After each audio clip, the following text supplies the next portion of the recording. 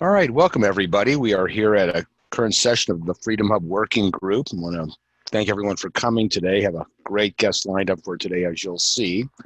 Just so you know, these programs are recorded and are available in the internet at bit.ly/FHWG for Freedom Hub Working Group. So FHWG channel, all in capital letters because it is case sensitive.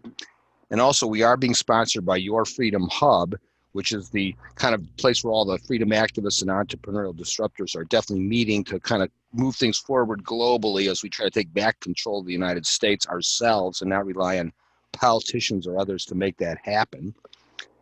And just to give you a quick diversion, this is where the videos are located here. I want to just show you real fast where they're all archives here on Brighteon, and as you'll notice, there's an awful lot of really fantastic ones on here.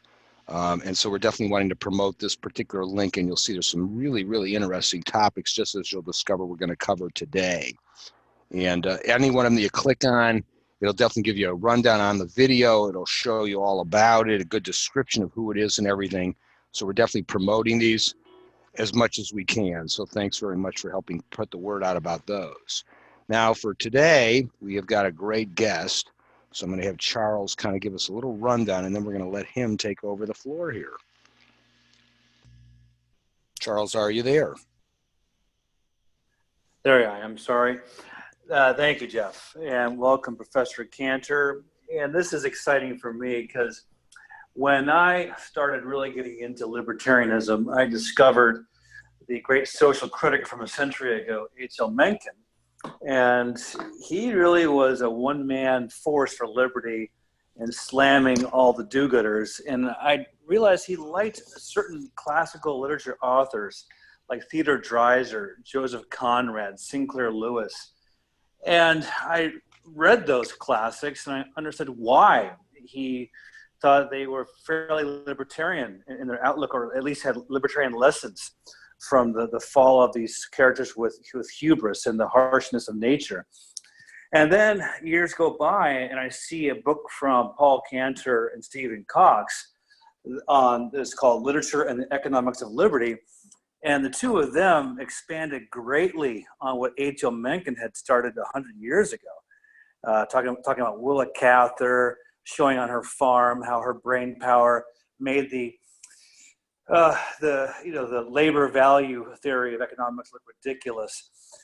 And Paul Cantor has stretched that to popular culture. So he did a great article, and I think book on Gilligan's Island, that hilarious sitcom all of us watched so long ago, describing the archetypes of these characters and drawing larger life lessons. So the crux of this for today is that you can teach liberty. You can teach political economy via literature and also popular culture. And his new book really is going to broaden this technique to the masses because it's called Pop Culture and the Dark Side of the American Dream. And in that book, he sort of picks apart Breaking Bad, the series that everyone loves, or the zombie phenomenon. And if, like South Park has done too, if you can teach liberty through these TV programs that people are watching, that could have a real big impact on people's thinking. Paul Cantor is a Shakespeare professor, really, by profession at UVA, University of Virginia, but he studied under the great Mises. So his libertarianism is hardcore. He's got lots of books, lots of articles, and I can't wait to hear what he says, Jeff. I was just saying that's a great send-up you've gotten there, so you've got an awful lot to live up to, I would say. But let's see what's cooking there, Dr. Cantor. Okay, well, I really do appreciate that introduction. And indeed, about the late 80s, early 90s, I realized that the left had developed a monopoly on popular culture and that people were using television, films to make left-wing points. And I thought this needs to be countered. We can't especially attract the youth of the country if we cede popular culture to the Marxists. And for one thing, Marxists got away with criticizing capitalism by saying that it produces a debased and really bad popular culture. And I've always admired American popular culture, and I think it's gotten better and better. And particularly look at a show like Breaking Bad, which I think is almost Shakespearean in quality. In fact, my chapter on Breaking Bad is called The Macbeth of Meth. And what I do is show that Walter White is a tragic hero, like Shakespeare's Macbeth.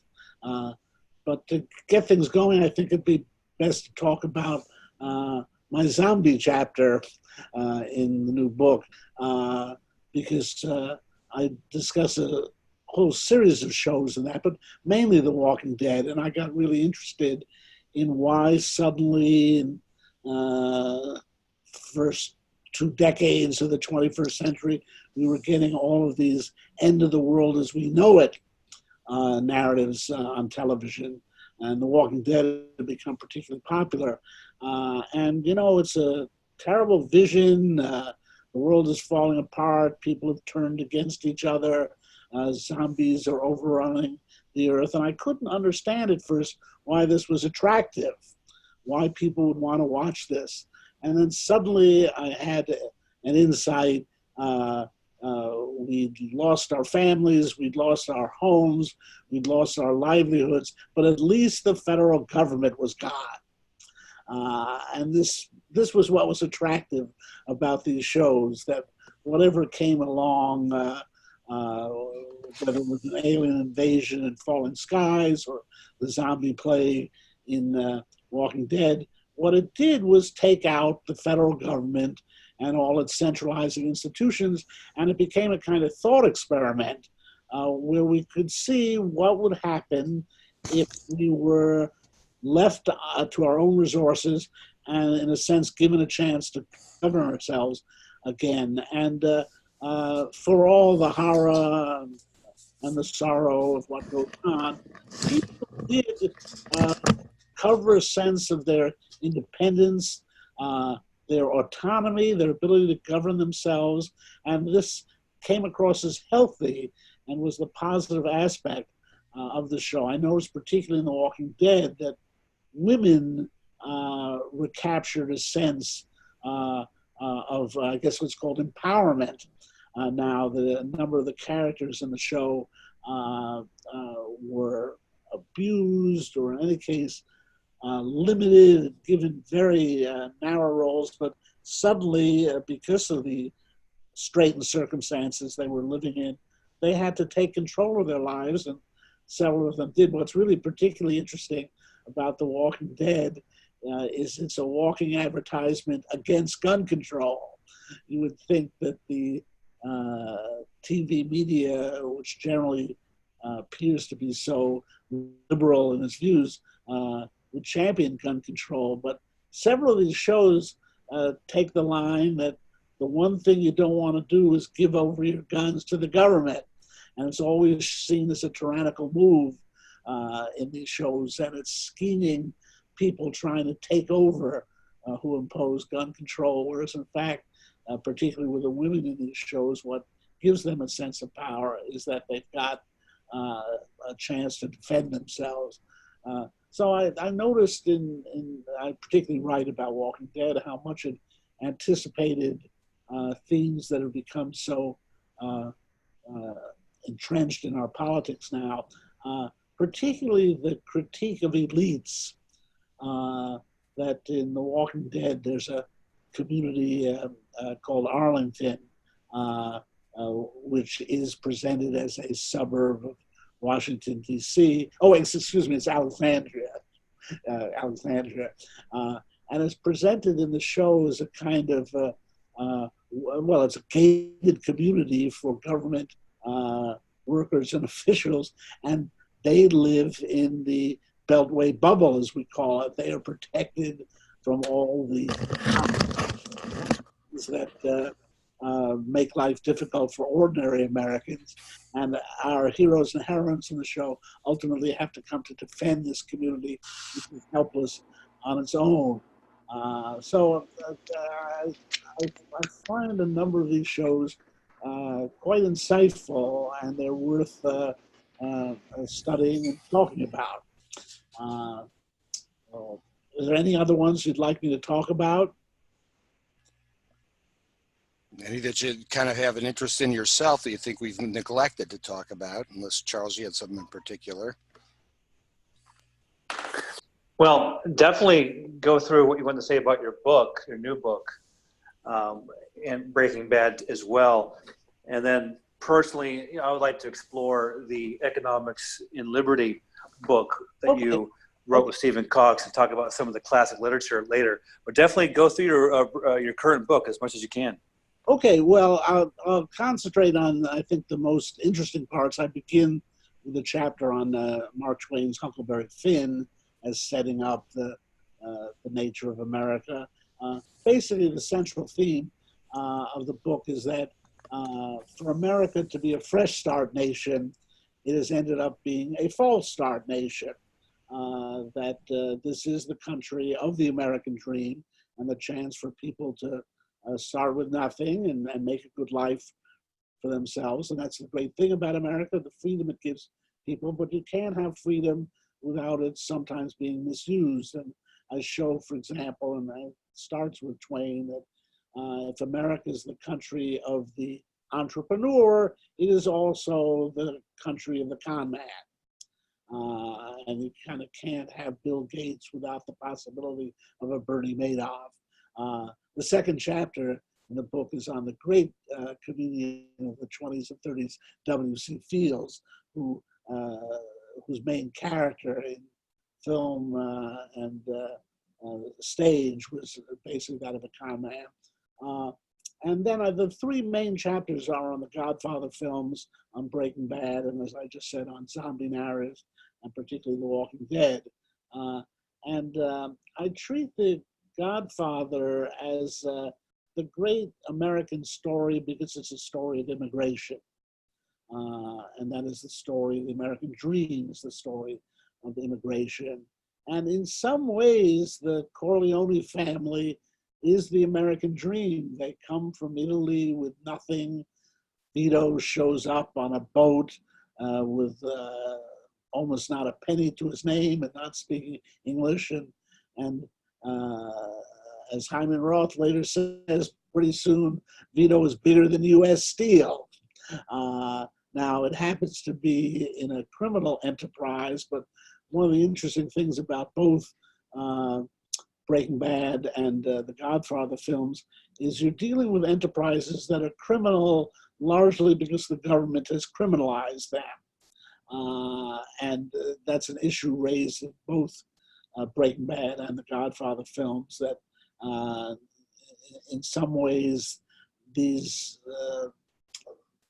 gangsters and these drug lords wouldn't be acting the way they do if they weren't forced to act outside the law.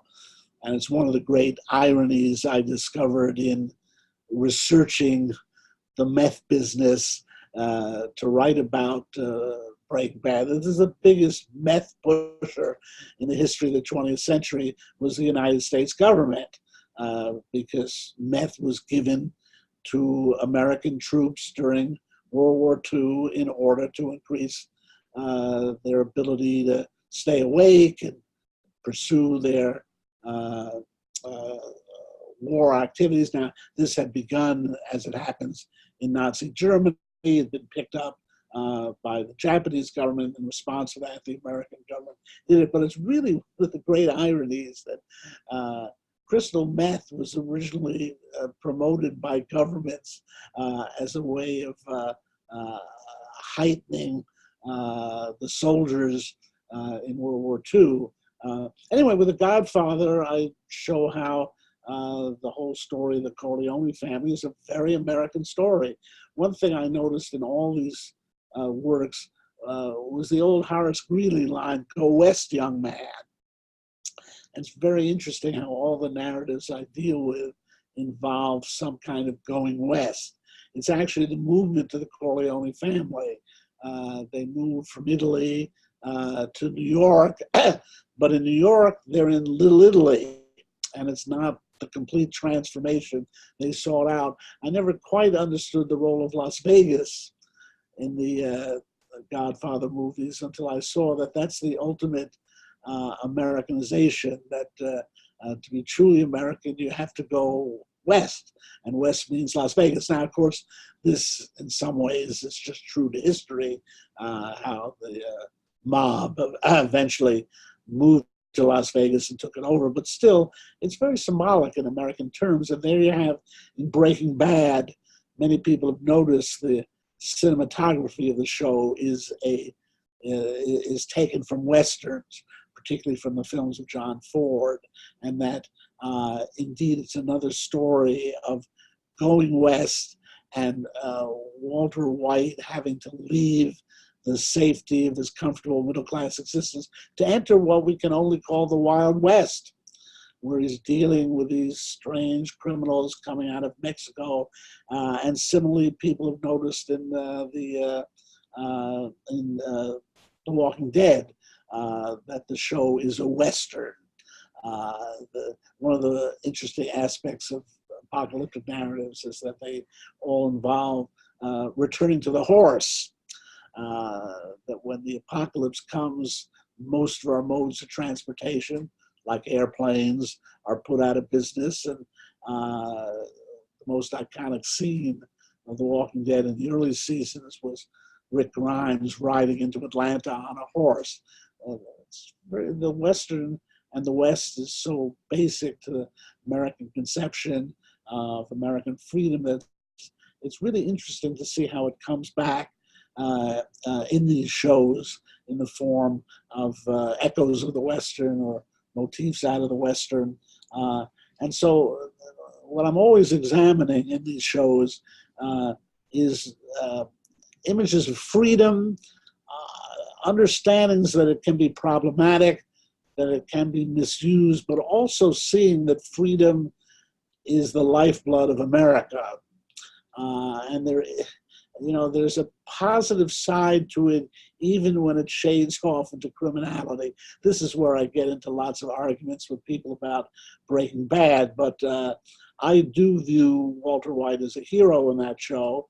I remind people that he's a tragic hero, that if we look at Shakespeare, we can see that being a hero doesn't always mean being a goody-goody person.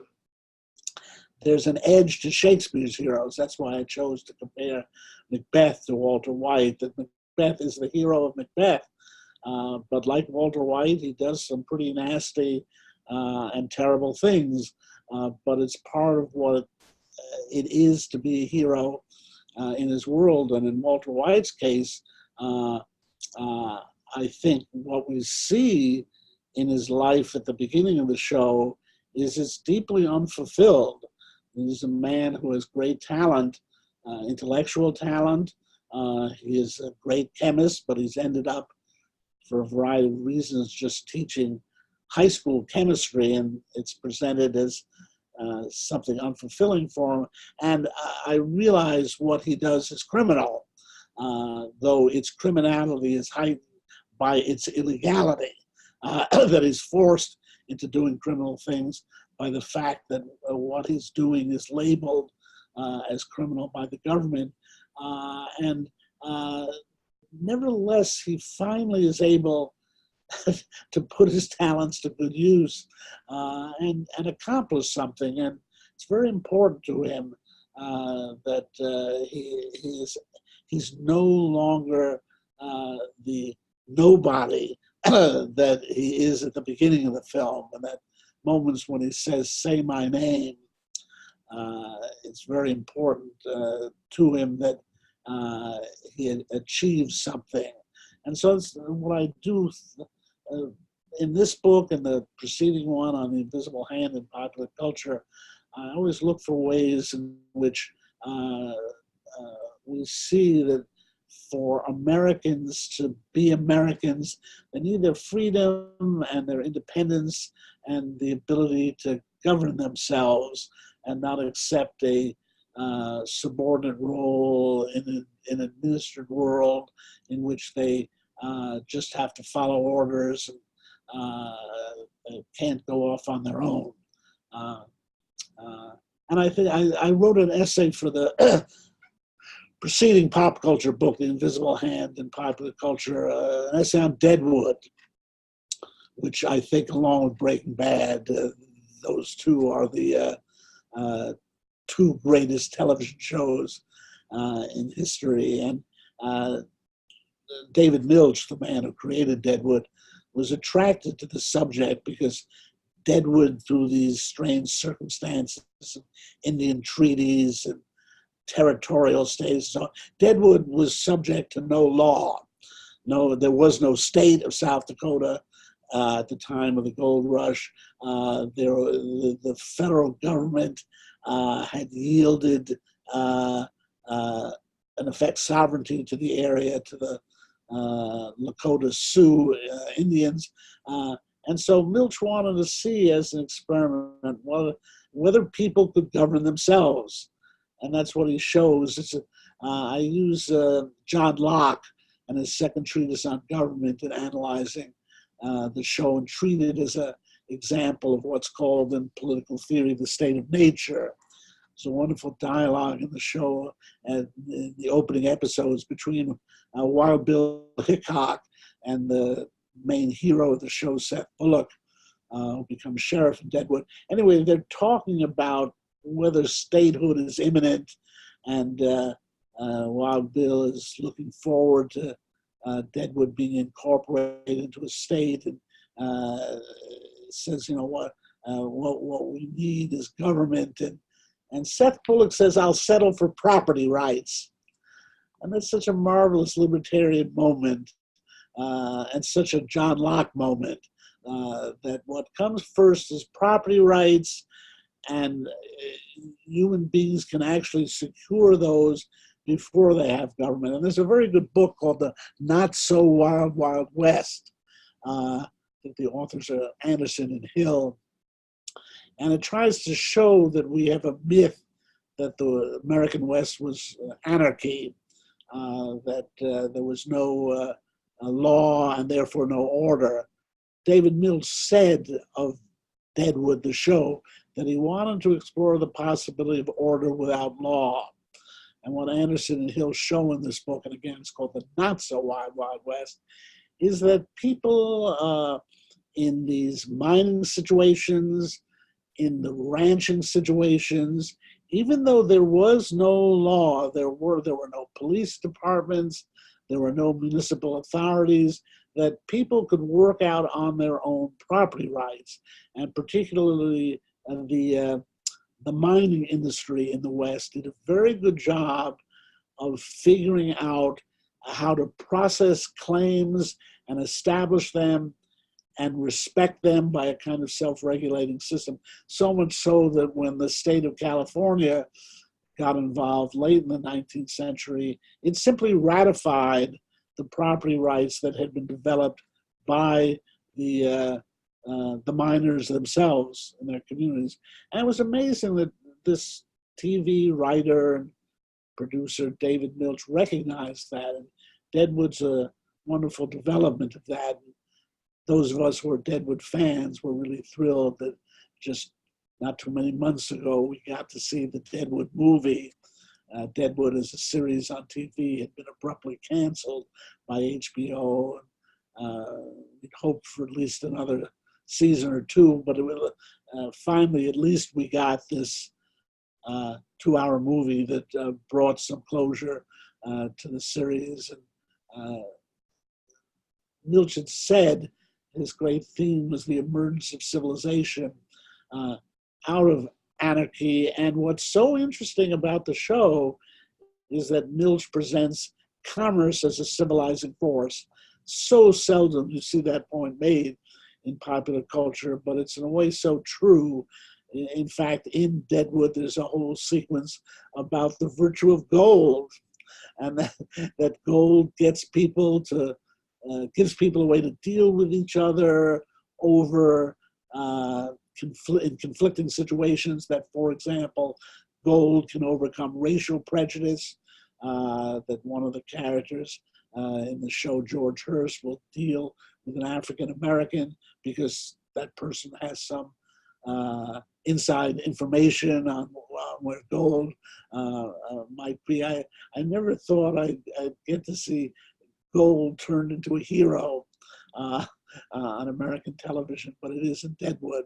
And that's the thing that, again, that impresses me about popular culture. It actually is a point that should be familiar to those who know Austrian economics, namely the whole television industry has become so much more competitive since the 1980s that, yes, that is what is increasing the quality of television programs. For so long in the United States, we had avoided a national television network, something like the BBC. At least we'd avoid that. But we had a kind of triopoly with the three big networks, ABC, NBC, and CBS, dominating television. Something like 80 to 90% of the shows on so-called primetime television were presented by these three networks. And I won't go into all the details, but if you study government regulation of television, the domination of those three networks was largely a product of FCC regulations, how many stations a TV network could own and go on. It gets very complicated, but trust me, you shouldn't be surprised that government regulation of television produced some really bad results. And it was Rupert Murdoch and his creation of the Fox network, which he did by exploiting some loopholes in the government regulation of networks, which started to break TV open. We owe some of the best shows of television history to Rupert Murdoch, to the Simpsons, the X-Files, and along with that came the explosion of the cable TV networks, HBO and so on. And I remember when my colleagues would look down upon me for even considering discussing television shows. And now I think most people recognize that the best writing in the world today is being done for television. And there's so much money in it now, especially with streaming.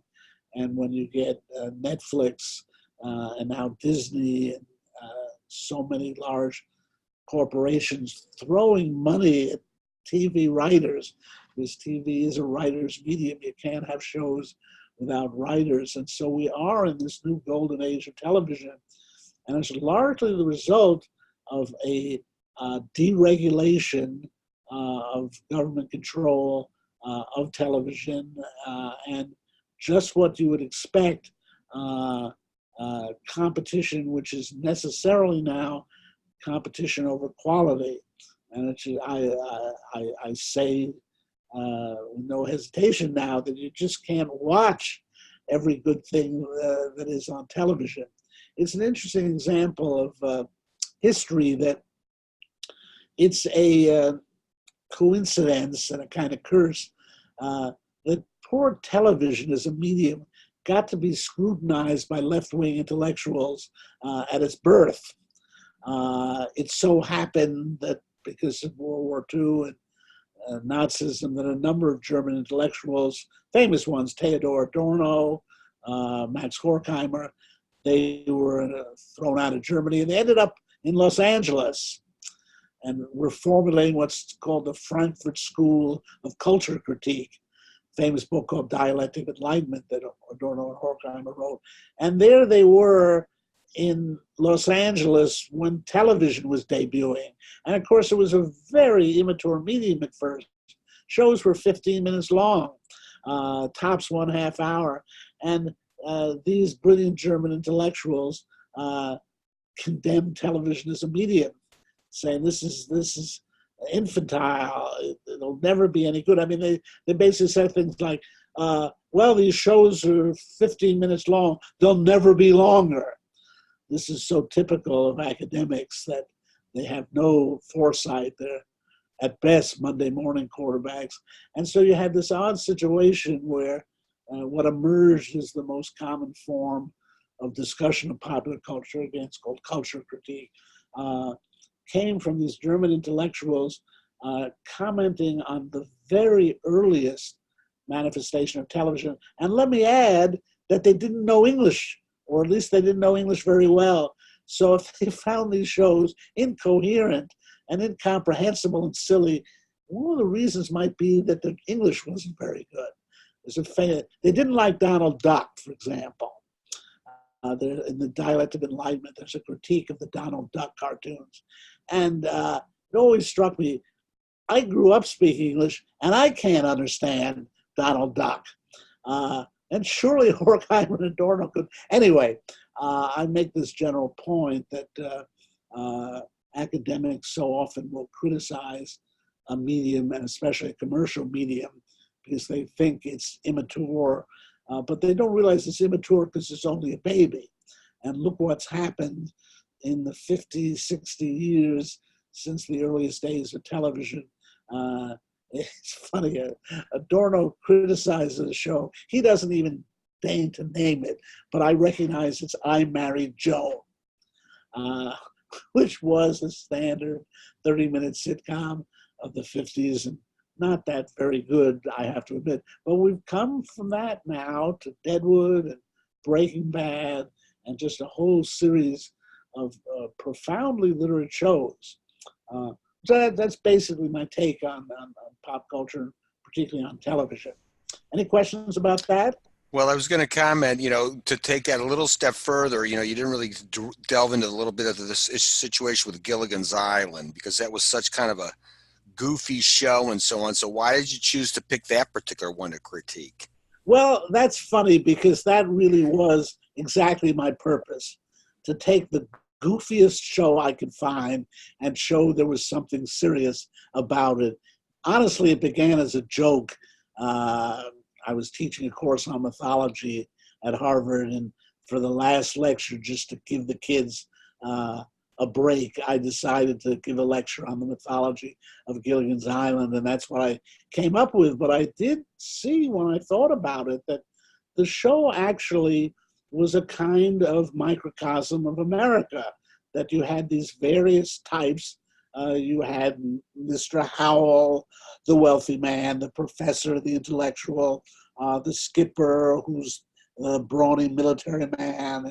Even with the women, Marianne represented Midwestern goodness, Ginger was the sexy Hollywood star, and Mrs. Howell represented class.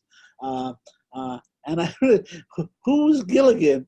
Well, Gilligan, to steal a phrase from Austrian fiction and a famous novel by Musil called The Man Without Qualities, Gilligan was the man without qualities. He was the true democratic hero, because he didn't have any of these virtues or these excellences or these abilities. He was just the pure average human being. And so, of course, when they have an episode where they elect a president of the island, Gilligan gets elected president. By the way, I wrote this just from watching the show, but Sherwin Schwartz, the producer, eventually he'd heard about the book and asked me to send him a copy, and I did. But even before, he said, I hear you do a political analysis of my show, and that's what I had in mind. In fact, in his autobiography, he famously says he went to CBS and said to them about the show, it's a microcosm of American society, and got these totally blank looks, and then quickly corrected himself. It's a funny microcosm of American society. But he did write to me that his favorite episodes were Gilligan Gets Elected President, and the one about the Latin American dictator, played brilliantly by Nehemiah Pearsoff. But anyway, I did show that the series was deeply representative of America in the 1960s, in particular the idea of the Americanization of the globe. My first book is about globalization and everything from Gilligan's Island to the X-Files, but the premise of the show was that you could drop a representative group of Americans anywhere randomly on the globe, and they would rule. And what's particularly interesting is they rule over all the alternatives to America. There are episodes where Russian cosmonauts show up on the island. There's an episode when one of these soldiers from the Japanese Empire doesn't know World War II is over, shows up. There's this episode where the Latin American dictator shows up. There are ones that where they encounter with the natives on the island. And the point is to assert the superiority of American democracy, that no matter what obstacles these Americans encounter, they can overcome them. And particularly, and ironically, much of the time they overcome them through Gilligan. Gilligan accidentally saves the day, or his bumbling saves the day, where things like Mr. Howell's money or the professor's intelligence, where you'd expect them to be the main resource. It's just Gilligan's great American decency carries through. I was once on a radio show about Gilligan's Island, and they were gonna surprised me that Bob Denver, who played Gilligan, was going to be on the line with me. But when we were setting up microphones, I realized that Denver was there. And above all, he came to my rescue. It's odd, he turned out to have been a political science major as an undergraduate. And when they asked him, come on, Mr. Denver, Professor Cantor asserts this show as a political meaning. Is that true? And he said, oh yeah, that's all we ever talked about on the set. Every morning was the political aspects of the show.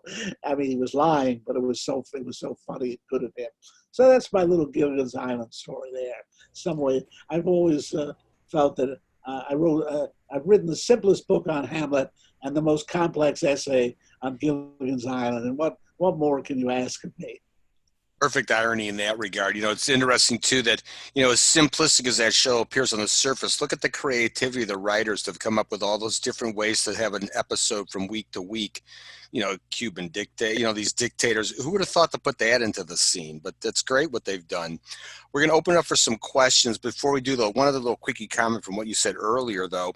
Perfect example, you look at these old Hollywood films, and there's maybe a mafia film, but yet when World War II breaks out, the whole mafia is totally behind the United States and salvaging America, because they're all a part of the fabric of the country, regardless of the fact that they seemingly are on the illegal side of the country. We're all still Americans in the end, and we all understand our success, legal or illegal, is because of the nature of America. So it is a pretty neat observation on your part. David, I see you've got your hand raised there. Thank you, Jeff. Professor Cantor, have you critiqued any science fiction literature like Heinlein's The Moon is a Harsh Mistress? I've not written about it, but I was a big fan of Heinlein as a kid, and I grew up on science fiction. I've mostly written about movies and television. I've written several times on Star Trek. The Gilligan Unbound book has about 100 pages on the X-Files, and the X-Files would be another one of my choices for greatest show ever. And I've written on a number of sort of these. I've written on Fringe, for example. I'm a great fan of sci-fi and television and movies. How about Ayn Rand's literature? Well, you know, as the book says, it all begins with Ayn Rand. And yes, some of the first things I read growing up in New York in the 1950s were Ayn Rand's novels. I remember getting through Atlas Shrugged in 2 days in a marathon reading. And I used to, in those wonderful days, you could go hear her speak at places like Hunter College. So I actually heard her speak on several occasions. She appeared on local television shows. So I was a big Ayn Rand fan, and give her a lot of credit for introducing me to the idea of freedom. And of course, she was linked to some extent with Mises at that time, and I was interested in Mises, so she was pretty important in my life. You know, when you're talking about Ayn Rand, and you made that comment before about gold being a hero in that TV show, one of the most memorable things that I've read about the reality of that is in Atlas Shrugged, where she talks about how money is the root of all good. When the one character says that money's the root of all evil, and she goes to that whole explanation about how it's the only way that humans can deal with each other. Yes. Such an important statement, the way she spells that all out there. Well, you will see it in Deadwood. I think it's the second season, but maybe the third season. And Milch is quite explicit about it. That it gives, in a way, it's what makes life negotiable. Right. He shows in Deadwood all these alpha males who are uncompromising and literally want to fight to the death. And there are several knockdown, drag out fights to the death in that show of incomparable brutality. And yet the one thing that gets people to deal with each other is commerce. It's the point about the hero Seth Bullock and his partner Sol Star. Sol Star, who's a Jew from Austria. I don't think that's an homage to Ludwig von Mises, but I like to think of it that way. But anyway, they come to this mining camp. The famous thing, how do you make money in a gold rush? Sell shovels to the miners, and that's basically what they do. And the show consistently presents commerce and the gold that facilitates it as a civilizing force. It's excellent, and it is so accurate. I mean, that is really only the way you can start to deal with each other. Charles, I see your hand is up. Yes, Professor Cantor, we don't have that much time left, but if we were to choose one of H.L. Mencken's favorites from 100 years ago, and your book with Stephen Cox, Liberty and the Economics of Literature and the Economics of Liberty, what about some of those classic writers, Theodore Dreiser, Sinclair Lewis, Joseph Conrad? Do you have a favorite in that cohort from 100 years ago? Oh, it would definitely be Joseph Conrad, because he's, to be perfectly honest, by far the greatest as an author. Again, his novel Nostromo is about silver. It's an incredibly prophetic novel about Latin American development. It's set to fictional country called Costaguano, and I'll leave it to you to figure out what that means. But it's all about the civilizing effect of the discovery of silver and a silver mine in a country that's being torn apart by macho men who, again, want to fight to the death. Now, Steve Cox wrote brilliantly about The Secret Agent in our book, and I'd just like to add to what he says there. The Secret Agent is a story about espionage and counter-espionage. It's about a right-wing government, Russia in this case, trying to provoke England into taking action against Russian dissidents. And so, let me get this right now. So they stage a phony bombing. It's very, very contemporary in that sense. But basically what Conrad celebrates in the novel is the liberal English government. The German embassy gets involved in this as well. And basically Conrad is portraying the two extremes, these autocratic governments, whether of Germany or Russia, and they in effect neutralize them. And what's particularly amazing is how a British detective figures out this example of trying to manufacture a terrorist incident, and he basically manages to quiet things down, and it preserves the freedom of speech of the dissidents in England. And it really is Conrad embracing the middle of politics, and it is the liberal middle in that old sense of classical liberalism. Conrad actually came from what is now Poland. Actually, I think was born in what's now Ukraine, but in any case, all this area was under Russian control, and he hated the Tsar, and he hated Russian autocracy, and he really embraced the good old England, again, the liberal England of Gladstone. And it's an amazing novel in that sense. Most literary critics see it as a total rejection of politics, but what they don't see is it's an embrace of classical liberalism. They're so charmed by the extremes, the left-wing revolutionaries of dissident Russia and the autocrats of the Prussian Empire and so on. And they don't see that the one success story in the novel is this Chief Inspector Heat, who tracks down by a series of clues and discovers that this is the result of an agent provocateur, someone trying to stage an incident. Conrad's Lord Jim is another great book about someone from the Western world who is disgraced and ends up going into what we would call the third world or the undeveloped world in the Dutch East Indies. By following, it's so interesting about following a policy of free trade. He manages to help the natives out and becomes their hero.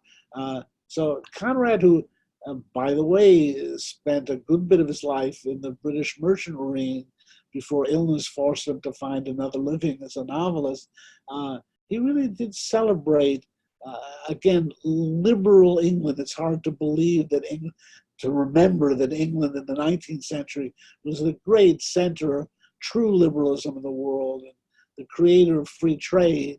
And those aspects are what Conrad celebrates. And most people don't understand that. They don't see what his real values were as a writer. So I really do recommend Steve Cox's chapter on The Secret Agent, which shows what a powerful and brilliant novel it is. Great. We're looking for some other questions here. Switching gears a little bit, because we'll kind of step into the political realm, based on the concept of freedom, when you were talking about how powerful England was, kind of the last real bastion of true classical liberalism seems to be Hong Kong. What's kind of your take on what's going on there right now? It's so hard to tell. I was in Hong Kong in 1991 and was truly impressed by it. I mean, I grew up in New York and I found Hong Kong hyperactive. It was like New York on steroids. And my reaction was, you can buy anything you want, anywhere, at any time in this city. And I just was amazed and impressed by the dynamism of the city. I was very disappointed when Britain turned it over to China, and it's hard for me to believe that arrangement could work out. But it does, again, it's an example where commerce can accomplish a lot. The Chinese need Hong Kong. It's really a driving force in their whole economy, and really the entrepreneurial thrust, to the extent China has it, comes out of Hong Kong. And of course, just as a financial market, it's so key to investment in China. It's hard for me to believe that China hasn't cracked down savagely on Hong Kong yet, but you realize what a dilemma they're facing. To kill Hong Kong would be to kill the goose that lays the golden egg for them. And the Chinese government is not normally restrained in how it treats people. And you can see they're in a real dilemma. They understand that their whole facade is cracking, their ability to maintain their most favored nation status and so on, to be able to trade openly with the West. That could be severely damaged if they started killing a lot of people in Hong Kong. I know they don't like what's happening there, but it tells you something that they're really stymied, it seems to me. Again, I'm speaking as someone who hasn't been in Hong Kong since 1991 and doesn't read Chinese, and I don't want to set myself up as an expert, but I guess the thing that most strikes me is the Chinese restraint. I just can't see how there's going to be a happy outcome to this, because it really is the irresistible force meeting the immovable object. I don't see how the Chinese can ever give Hong Kong the freedom it wants, and yet in some ways the genie is out of the bottle now, and the government was really stupid to propose that extradition law, but now there's so much momentum behind the freedom movement. To me, it's shameful the way Western nations have been slow to react to this, but backbone, and it's only made it more difficult for the Chinese. But I really loved Hong Kong. I was there for just about a week, and it seemed to me the image of capitalistic dynamism. And I remember I was there with a group of academics, and they started complaining. You had to pay a $25 entrance fee, something like that, as a visitor. And they were complaining about this. And I said to them, did you notice you didn't pay any taxes on any of the goods you bought here? Do you realize that added up to a hell of a lot more than $25, and that this is what you're paying $25 to get into a free market for once in your lives? They didn't like it when I said that, but I stood up for Hong Kong, and I wish it well. I really, really do, but I'm pessimistic about the future. It's interesting. It is interesting, real quick, before you jump in, Charles, because, having spent many times in Hong Kong, and you were right, I've spent many time in New York City and then parallel in Hong Kong, and the difference between the two is like night and day. And the fact that genie is out of that bottle, it looks like it's going to become the thread that unravels that sweater, because, sadly, they inherited a country that's open market and allows the press to report.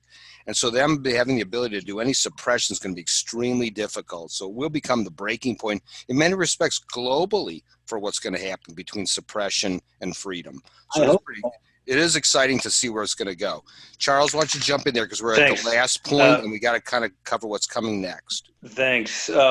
Professor Cantor, on my LinkedIn page, I taught social studies history for a few years in DC's charter schools. And I write in my LinkedIn that the only way I would go back to teaching is if I could kind of use your books and Mencken and teach liberty by way of literature. I've got to imagine some entrepreneurs have spoken to you about how we get your whole niche into the school systems, because it's one thing to teach Mises or other, Rothbard or other dry tomes about political economy.